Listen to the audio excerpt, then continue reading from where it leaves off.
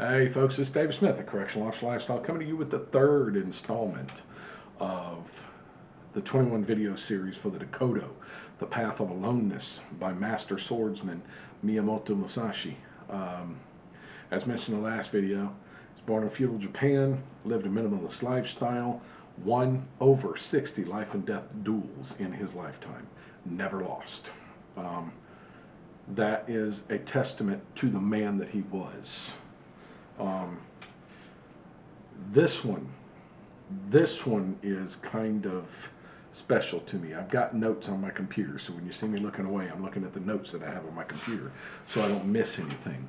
The third principle is never, under any circumstances, depend on a partial feeling. Okay.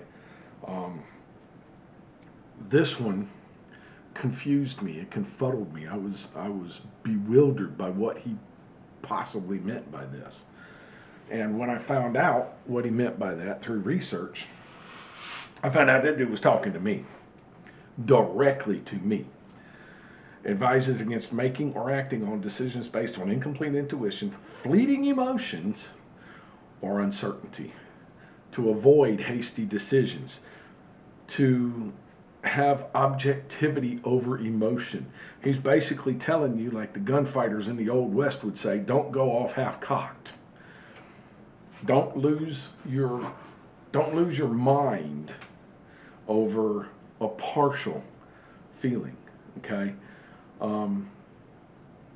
I am possibly the world's worst at doing that. If I feel somebody has slighted me, if I feel like somebody has slighted me, rather than going and verifying that that actually happened and going and talking to the person, I'm going to lose my shit. Just being honest, I'm going to lose my mind. I am. I'm getting better. I'm trying to get better.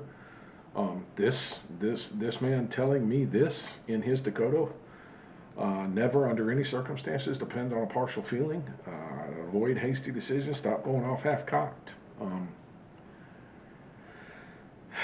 We've had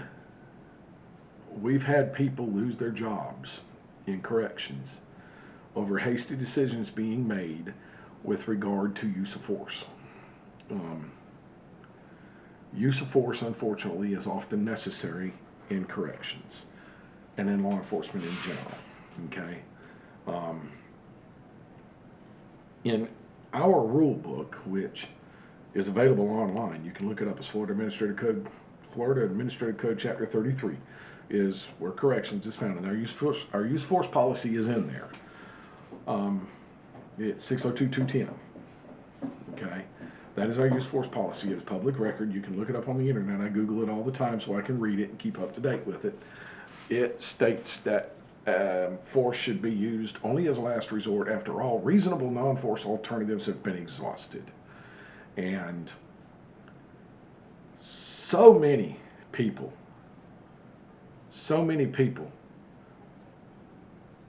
that's their go-to. That's what they do. It's just, there is no alternative. Inmate bucks them, they're doing something to him. That is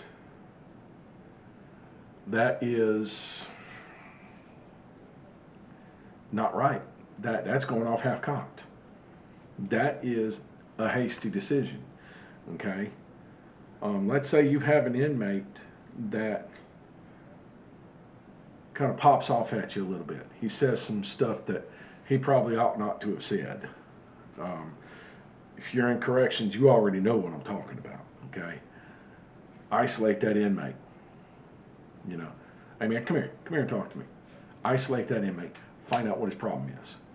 If he's just being a douchebag, deal with him. Plain and simple. All right. But if he's got an underlying problem, that dude comes back there and he starts crying and telling you his dad just died. He got a letter telling him that his dad died. Yeah. Cut him a little slack. You know what I mean? That is not depending on a partial feeling. Okay? Now, like I said, a lot of corrections is not black and white. Most of corrections, in fact, is in that gray area. Okay?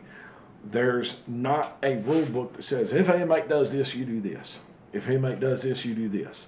What the use of force policy reads is, and the spirit of the use of force policy is that you are to use good correctional judgment in the application of force.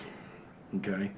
It is to be used as a last resort, only after all reasonable non-force alternatives have been exhausted.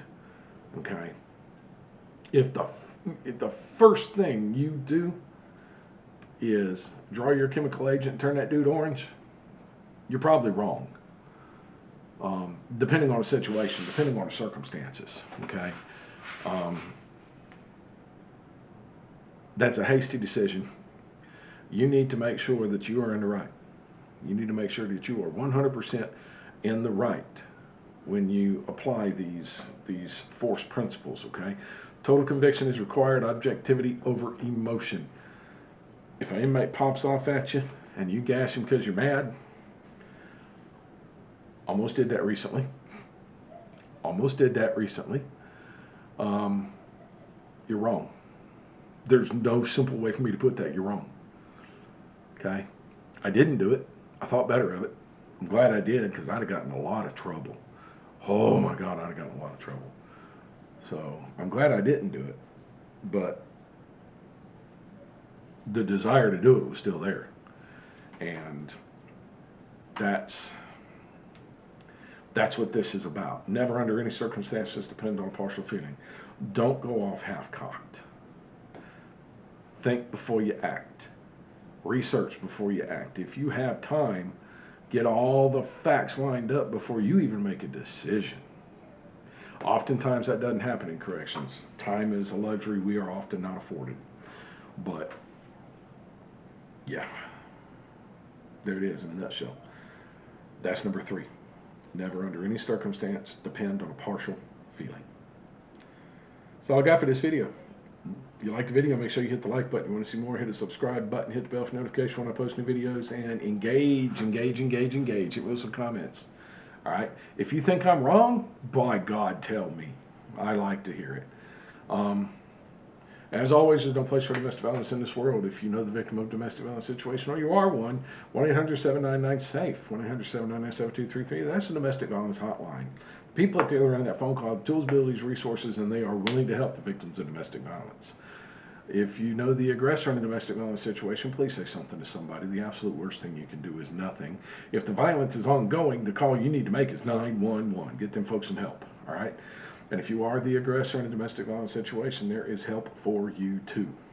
First thing you got to do is admit that you need that help, and then you got to ask for it, okay?